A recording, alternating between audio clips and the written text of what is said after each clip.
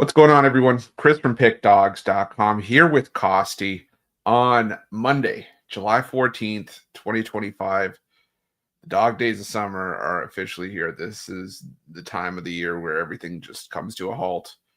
Get a couple days off. Not really. I mean, we still got the home run derby tonight and we got a couple WNBA games, but the money never sleeps. So we're gonna be talking some derby picks today. We're gonna be talking some WNBA, trying to make everybody some money. Costy, how you doing? Doing great, man. I mean, at the end of the day, people say it's a dog days of summer, but there's opportunities on the board with WNBA now, way more relevant than it has been in recent years. CFL on the weekends. You could take advantage of the Wimbledon last weekend. I mean, there's a lot of opportunities with golf. Yes, with the major sports, you're limited right now for the next couple of days, but we don't take any days off. We do this 365 days a year. We just simply show up, as Mitch always said. And on this exact day last year, when it was the home run derby in the MLB break, we did a lot of Q&As. I know we already kind of do that type of show with Tales from the Ticket, but, if you do have some questions regarding any of the products, how to actually make money with our products, feel free to comment, and then we will get to them during the show, since otherwise I'll be talking to Chris about the home run derby for about 5 minutes. Yeah, we'll answer questions in between. But what's going on, man? I mean, do you get really excited about the home run derby? Do you watch it? Yeah. I'll put it on in the background, but I'm really not that. Right. I'm the same way. Yeah. It's just like, it's not because the problem with me is that it's just with how many changes they've made to the format over the years, it's just hard to keep up. And it's just, I mean, like this year there's a great field, so it might be worth tuning into, but yeah, historically, I just haven't been all that interested in it, but we'll see. I mean, I feel like for me, what I'm really not interested in the actual is the actual All-Star game. No, either one doesn't even move the needle for me. Years ago, I feel like I was way more invested into the home run derby. For whatever reason, I just felt like the guys in the home run derby were elite MVP caliber guys. And you would have like the Pujols and the Mark McGuires and the Sammy Sosas. Like, I know I'm dating myself, but you had all the all-stars in here. I feel like now that's like, it's kind of like becoming the dunk contest where you're not getting the superstars anymore. You're getting good players. I'm not taking anything away from these guys. They're playing amazing this year, but I don't know, man. It's not the same. Kind of like the dunk contest way back, when it was like superstar after superstar after superstar. And then recently it's like, the guy that's never going to play on the NBA team that sits on the bench that seems to keep getting back-to-back dunk contests wins. Like, who cares? Great, you're a dunker. You can't play in the NBA. Like, it takes away from the excitement. Like, Dwight Howard was probably the last time I was excited. Maybe even Blake Griffin when he jumped over the Kia. Like, that was probably one of the last dunk contests that I truly appreciated and was excited for the weekend. But now it's like, it's just so saturated. But still can make money on it. Doesn't mean you have to watch it, but you can still make money with it. Tell Mac McClung how you really feel about the dunk contest. Fuck Mac McClung. How about that? I remember watching his high school tape. He was like the next big thing. He was like the Cooper Flag coming out of high school. And then flop in college. Fair career, but then he came to the NBA, nothing. Zero. It just shows you could be the most athletic baller, like kind of like those the and one guys. Remember, I used to watch the and one tapes? Yeah. Like, all those guys were elite ball handlers, dunkers, but there's only one of those guys, Skip to My Lou, that actually played in the NBA. God, I remember Rafer Alston. That 5 head. Like that. Look, Chris, nothing gets by you. That's the one thing. Because, well, he played for the Raptors. I know. Well, okay, that's fair. But I'm saying, like, that's how I mean, I knew him because he played for the Raptors, but then I also kind of put like 2 and 2 together, and it was like, but I remember those A1 mixtapes, Escalade, The Professor. The Professor still, I still follow him. He's still around. Yeah, he's still around. He wears like different outfits. Yeah, and just goes like out and it's like he's old now. Yeah. Like he's still like I guess he's like in his like now 30s. He's an actual professor. Like he's old enough to be an actual professor. Yeah. Oh man, that was my thing is Escalade for me was always the hope that I was like, oh, maybe I can do this. Escalade passed away, dude. Yeah, he did. Yeah. Yeah. Yeah. How long ago though? It's been a while. It doesn't seem like it, but Hot Sauce. It was 2011. Yeah, 2011 he passed away. How about Hot Sauce? Hot Sauce. Yeah, Hot Sauce. Yeah. Oh man.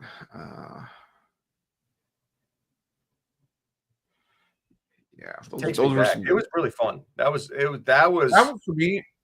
Yeah, that was like the peak of non-NBA basketball products. Like you had and you had Slam Ball, which is still to me NBA Jam. Great.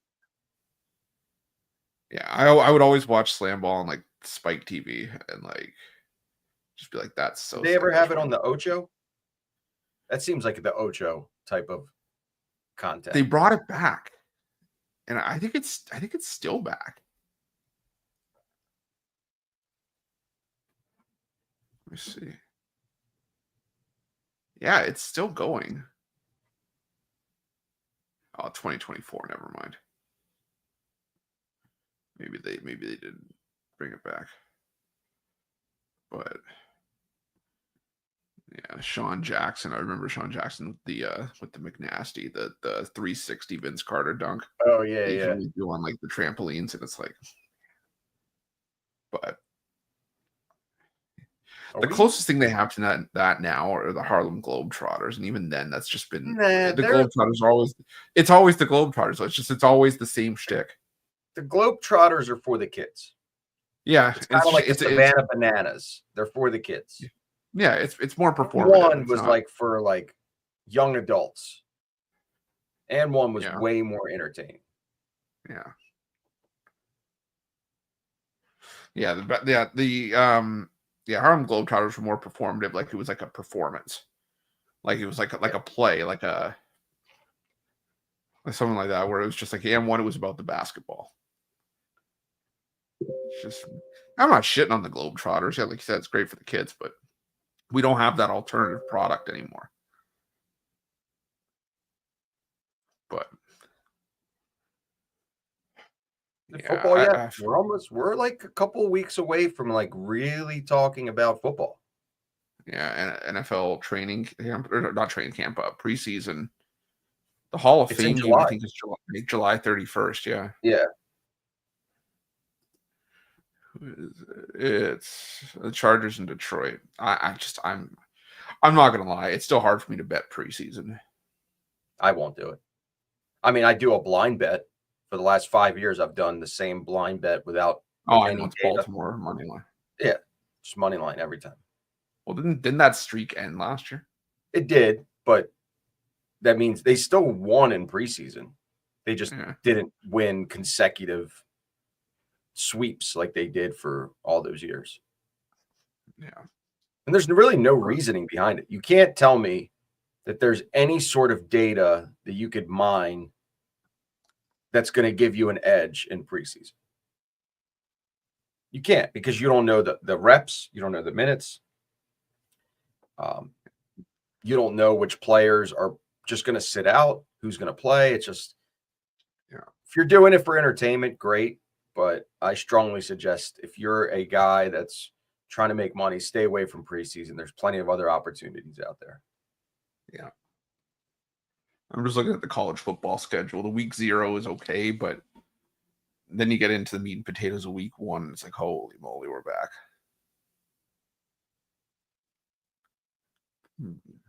Yeah, be in Vegas for actual. Okay. There's a couple of games on week 0. Yeah, there's Kansas State, Iowa State. That'll one be probably good. Stanford, Hawaii, Western Kentucky, Sam Houston, Kansas, Fresno State. Then, Thursday, they have a huge Thursday card, but a lot of it is FCS versus FBS. But there's still some decent matchups on. How are you with week 1? Do you go light on week 1 and then really because for myself, I'm very, very light on the first week. For what? NFL or college football? College. I mean, it's different for me because I have to write the articles on it. So I know a lot. So I know a lot of these teams. Got it. Like I have to research the players to be able to write about them, right? So like there's certain programs like that I'll have circled in the preseason. Like Indiana, I'm back on circling again. I'm circling on Oklahoma.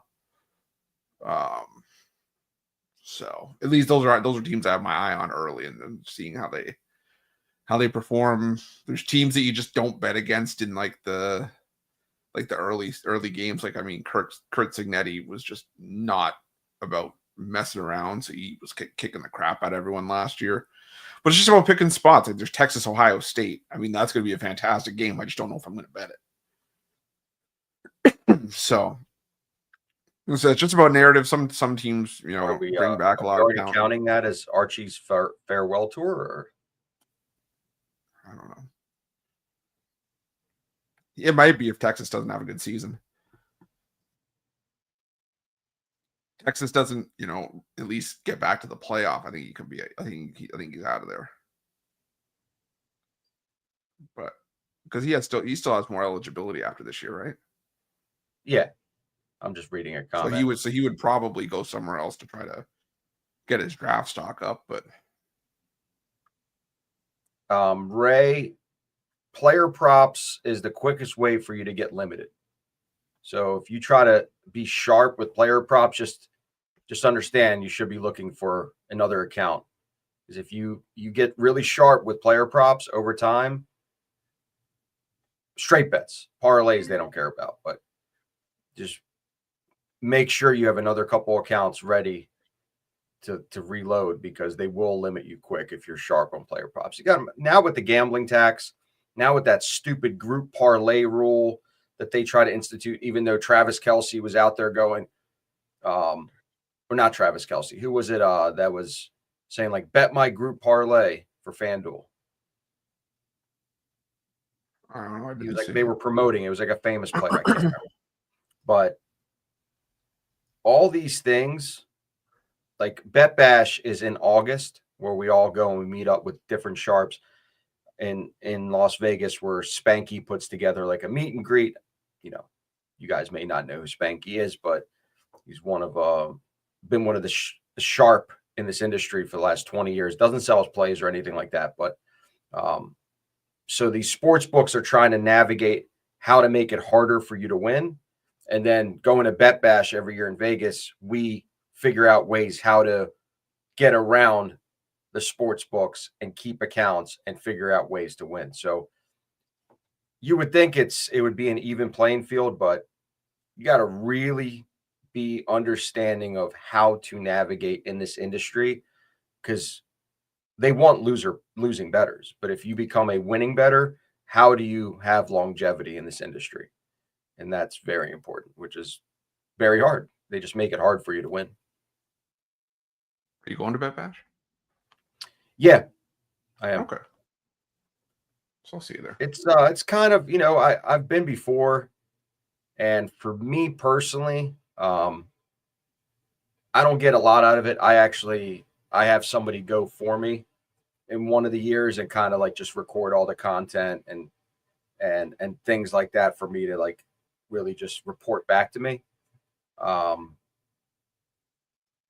Doesn't really benefit me as much. Like Micah benefits from it a lot. I mean, Micah, you guys know, Micah, Chris, but he has the ability to have hundreds of people that could bet for him. So all these sharps, they can't get money down. he's like a hot commodity at Bet Bash every year. So it's for him, it's more important. For me, I'd rather just get a report from him of what's going on, what's the state of the union on how to, avoid these traps with these sports books. But it's never easy. You just have to keep your finger on the pulse.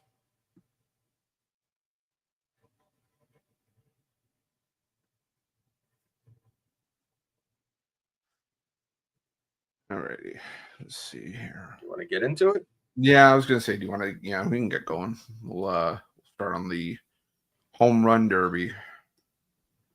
We got wide field here though. We got Cal Raleigh, the short fit. Well, I shouldn't even say short favorite. Cal Raleigh and O'Neill Cruz, the presumptive favorites, plus 295 and plus 330. James Wood at plus 450. Matt Olson plus 800. Brent Rooker, I got plus 850. Byron Buxton at plus 950 in the long odds. Jazz Chisholm Jr. plus 1100 and Junior Caminero at plus 1200. Costi, where are you looking? Are you looking at anything for the home run derby? Yeah, so we actually did a pretty deep breakdown with Jay Yang and myself yesterday. Well, you guys are seeing it on the channel. If you happen to watch the video this morning, we did a deep dive. So the way that Truist Park is set up. So traditionally with Truist Park or any park, it's a hitter-friendly park at nighttime versus daytime. Traditionally, all nighttime. So it is a hitter-friendly park, but not by much. Jay did a breakdown where, like, comparative to Coors Field, it's no comparison because of the elevation, but it still is a hitter-friendly park. The left field wall is only 6 feet. The right field wall is 11 feet. So if you take out all the lefties and you just look at the righties that are going to be hitting at the left field, even guys that are going to be getting line drives, that serves as an advantage. And the left field wall is shorter than the right field wall. So we're going to really, in this one, we're going to attack a favorite and a long shot that are going to predominantly hit the left field, and Cal Riley as the favorite, and then Brent Rooker as the long shot plus 850. Yeah, I did a home run derby video as well, covering a lot of the hitters, talked about the park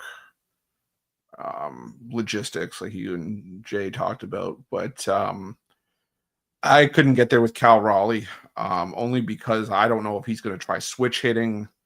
There's a reason that, probably that a catcher hasn't won it. I know at a certain point that's going to change because you always have to have a first. But, it's still, for me, it was Cal Raleigh. That was just, like I said, it's just too short of odds. O'Neill Cruz isn't here because of what he can do. The problem is that he's got the smallest amount of home runs in the field, the highest strikeout rate. He can smash the ball. I think he's got the hardest hit ball in the StatCast era. It's like 122 miles. The hardest hit home run in the StatCast era was like 122 miles per hour earlier this season against Milwaukee. But I just worry that that's going to come back to I'm just worried that the odds, like I said, the odds here I think are too short for such a wild card. Who I do like the most on the board is James Wood. I know I hear a lot of people saying James Wood, but I think it's for good reason. This dude's got insane power.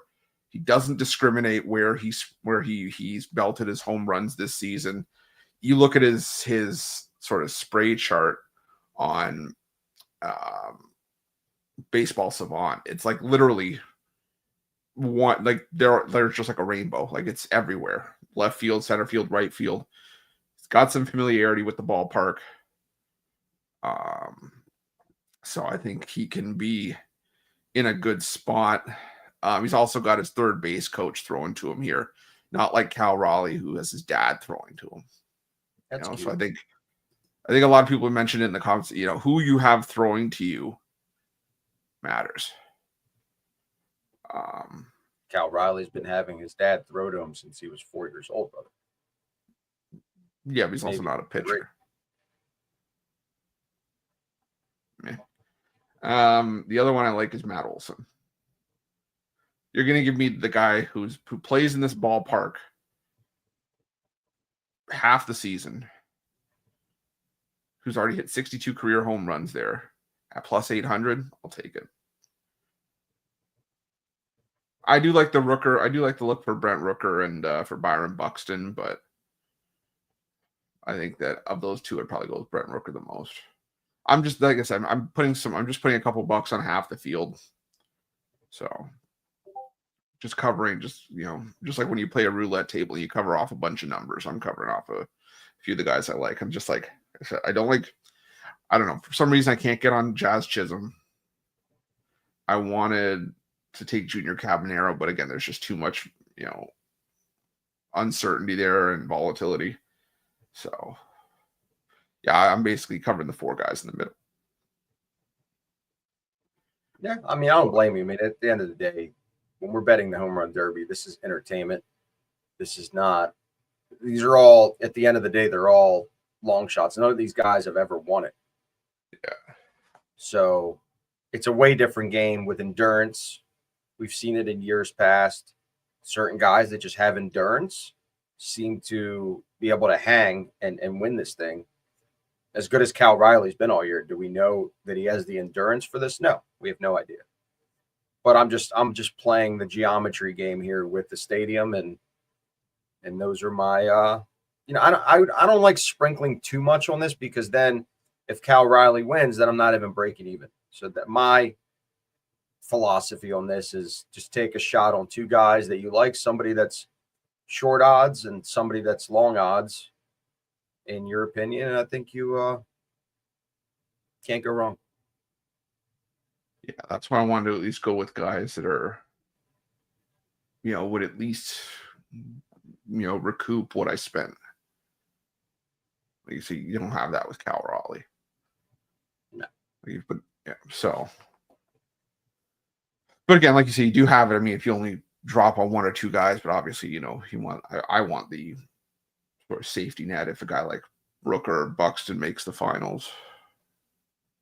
For plus 850, plus 950. Like I said, even Matt Olson at plus 800 for me is a solid value.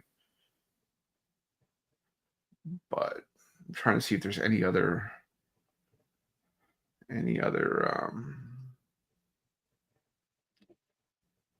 ways to bet this. Like if you have an exact result of, I don't know, for me, if it was like Matt Olson over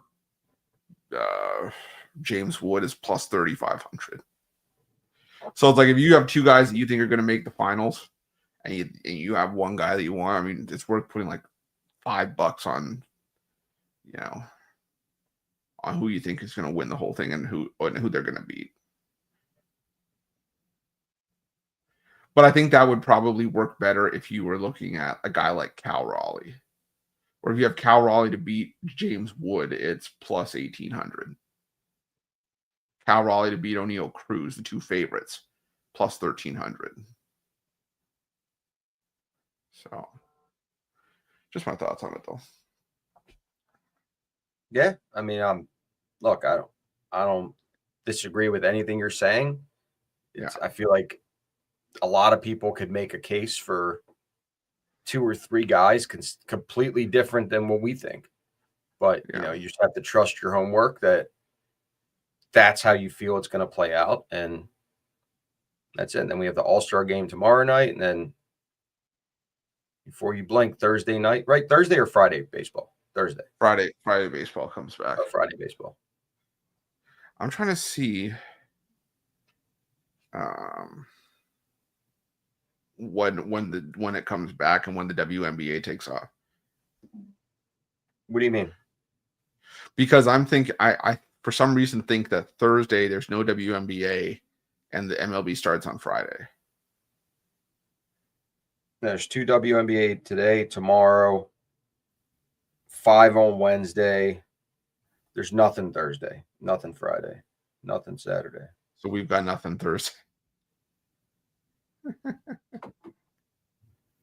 We'll have to find something. We'll talk. Maybe we'll talk. Maybe we'll save MLB futures for that day. For NFL, we'll see. Oh man, you know nothing about scheduling. Zero. Nothing. All right, we'll move on to the WNBA. 2 games on the board today. Oh, that really jumbled up there. I did not expect that to tighten up like that. I just did the tickers behind the scenes. I thought there would be a little bit more space between the two, but that's okay. You get the gist of it. We got the Lynx and the Sky. Lynx laying 10.5 on the road. Total set at 161, and a near pick 'em in the Phoenix Mercury Golden State Valkyries game. Golden State laying a point. Total set at 158.5. Costs, is there any WNBA that you've taken a look at? No. No, I don't break down or give analysis on it. Just what my groups give me. That's really all I play. So I don't have any analytics or data for WNBA. I'll let you be the WNBA guy today. Okay. Well, for me, I'm gonna go with the Sky plus the points and on the money line. I know the Lynx don't lose back-to-back games often, but I think that this team is playing with confidence right now. The return of Camila Cardozo has given Chicago even more size inside, and they're still a really good rebounding team. Minnesota, one of the few weaknesses they have is on the glass. So I think that Chicago could take advantage of that. I mean, they led wire to wire against the Lynx, who are the best team in the WNBA. And I get it, bounce back in a quick revenge spot, but I think the value is too good to pass on with the Sky. Lynx are just playing really well right now. So take the points, and I'll put someone on Sky money line. And I'm going to take the over in Phoenix Golden State. I got to give Phoenix credit. Playing and putting up points in totals the way they have without Satu Sabali, without Kalia Copper, who've been out of the lineup for a little bit. That's solid. I mean, they're getting a lot of production from their depth pieces. And Golden State, this is a Valkyries team that's turned their home arena into a bit of a fortress. I mean, they're 7-3 at home. They're playing really well there. They have a great home environment, arguably one of the best home environments in the WNBA. So I think it's worth taking the over here. I think we're going to get some points in this one. There you go. Quick analysis of the WNBA. Yeah. I just called Jay to get his home run derby picks. he bitch buttoned me. Okay. Fine, Jay. Fuck you too. How about that? Oh man. But if you guys have any you guys want us to answer any questions in the comments, feel free to ask me anything from a betting question, from a strategy question, from a money management question. Ask Ruffalo anything about his programs, his games, whatever you guys want to ask, feel free to do it now. It's a great show for it because we don't have much going on today. You recommend betting on Summer League? Absolutely not. I don't. Oh, you were doing it. You were doing it. Oh, here we go. This is important. This is for you, Chris. No. My name isn't K Diddy. I actually went to Papa's last night. Fantastic. I had a crab cake. It was fantastic. Oprah actually said at one point it was the best crab cake she's ever had. They actually have a chair that says Oprah sat here, which is kind of funny. But Pappas. I might go over on the Sky game. I think if I had to pick it, I would go over on the Sky game. But all right, Costi, you want to tell everybody what you got going on with the Safer Syndicate group? So right now in the summer, nothing that I am doing on my own. Everything is a brokerage. Jay Yang and myself have been working on the Yang Angle, which is a rated system similar to how Big Al does his plays, where we're doing a daily video series. But if you're interested in subscribing to that, you can call me. My number is listed on pickdogs.com under Safer Syndicate Group. I do also broker for Big Al for his all access, and as well for I have a few other groups that I deal with that only start back up in football season. So if this does interest you and you're a bigger player, feel free to reach out to me, and we'll at least figure out what your options are. Check out Safer Syndicate Group link over at Pick Dogs. For me today, I got only my WNBA play of the day. It's from the Golden State and Phoenix matchup, so I can scoop that up for $19. 4-1 of my last 5 in the WNBA. Starting to heat up with it. Still showing profit last 30 days, and I was talking about it. This is Christmas in July. It's the best time to hop on a year-long pass. Best price of the year you're going to get it from me. It's $8.99, 25% off. Like I said, it's the best time of year to hop on, and you can take advantage of that. Make you some money. Like I said, this year, past years it was someone would buy it on like the Monday, and we wouldn't cover WNBA or anything like that, and it would just have to be carried over to the first day of baseball. But now you're getting plays from the WNBA as well. We're making money with it, so make sure that you check that out. Pair me up with any of the other guys on the site, guys or girls. You can also use that promo code PICK at checkout and get 15% off your purchase, and we will definitely make it worth your while to do so. Don't get you guys paid. So, yeah, and I always say the best way to go with anybody, whoever you choose, is long term. Why? It takes away the volatility. You do something for the day, it may not work out. You may do something for the week, it may not work out. With sports betting, there's too many volatility curves because there's bad beats that happen all the time. I mean, there's good beats that happen also, but monthly is the shortest term. If I was a new bettor and somebody told me the best advice I can get is if you're going to follow a strategy, 30 days is the minimum I suggest you follow it. It's usually 1,000 games. In the sports betting world, it's 1,000 games is the minimum. But if you want to be a little bit more short term and not long term, like a year, do a month. That way you have some consistency. You're going to have losing days. It's inevitable. But at the end of the day, you're going to have the proper percentage. Because I think what people miss is they go to the leaderboards and they see these expectations, but then they go to the leaderboards and then buy the daily. Well, that's not how those guys achieved that success rate. So do it for a month. I guarantee you'll be way more satisfied in the long run. Takes away the volatility, and it makes it cheaper than doing it daily. Yeah. My personal professional. Especially during those high volume months like basketball, football, where you have like college hoops and college basketball. Look at the data. What is the only sport that makes the most amount of money? College basketball. Why? Because there's more volume. Look at the numbers on the leaderboards. College basketball compared to everything else. The lowest ROI is always NFL. Why? It's the lowest volume. It's some of this stuff is I've been doing it for so long. It's like it's ingrained in my brain. Yeah. And to a lot of people, they're just unfortunately, they have the bad habit of waking up every Sunday morning in the fall and betting just the NFL an hour before game time and not thinking ahead for the whole week of betting everything else. So there's a reason why in the sharp world, NFL stands for not for losers. So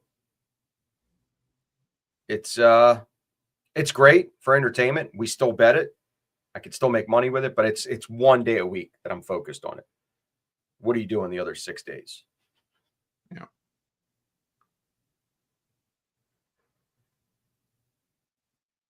What is he saying? What are the key numbers?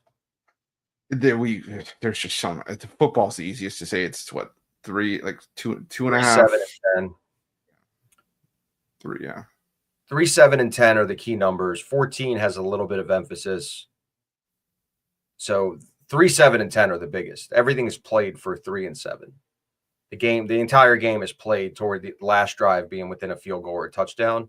So if you can be under those without having to buy points, I think people try to buy points to get cute, but in reality, it's going to cost you more money because now you're laying 40 cents on a 10-cent bet. And in the long run, that's actually going to be not beneficial for your bankroll. So if you can figure out ways where you like a team early in the week in the NFL, and this is without you having to subscribe to anything that we do, if you were just doing it on your own, look at the numbers all week. If you like a team on Monday and you're looking for a particular number, keep monitoring it at different sports books and find the number that you like without having to buy it, knowing that come Sunday, it's going to go the other direction. I mean, I make it sound easy. It's not, but if you didn't subscribe to anything that we do and you're just strictly getting free education, that is the best way to make money in the NFL. Absolutely. Anything else before we take off? We managed to stretch this out to 36 minutes.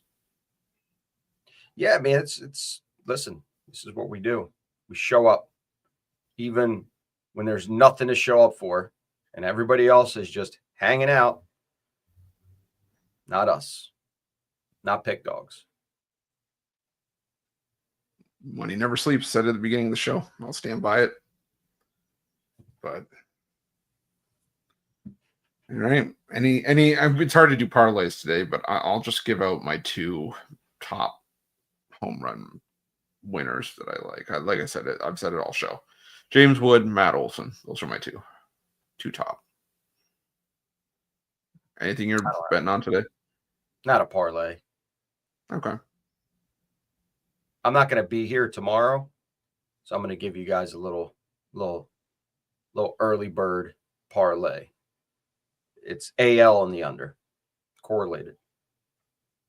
American League and the under, 7.5.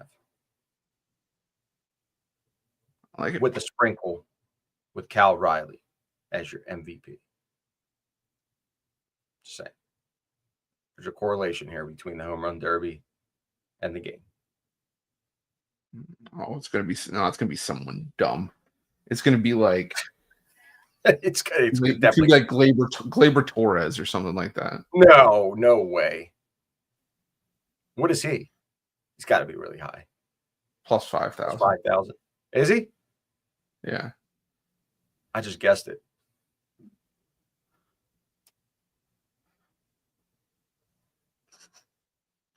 I say Paul Skeens is plus 4,500, but he should probably only go 1 inning.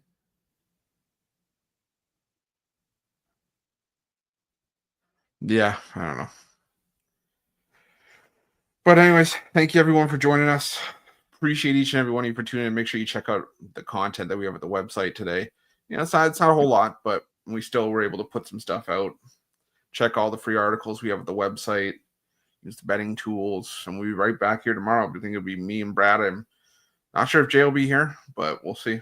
I think he was traveling today, I think, so see if he gets back. But Brad, Jay did text me, and he hit a hand pay on a Huff and Puff. Huh. I think sometimes, look, I don't mean to turn people. I don't mean to do it. But when I do, it makes me feel like a happy dad. Like I did something proud. My son, on his own, without any help, he's just clicking that button, waiting for the mansions to pop. You get the mansion feature, get a hand pay. Very proud. On that note, we'll see you guys tomorrow bright and early. Take it easy.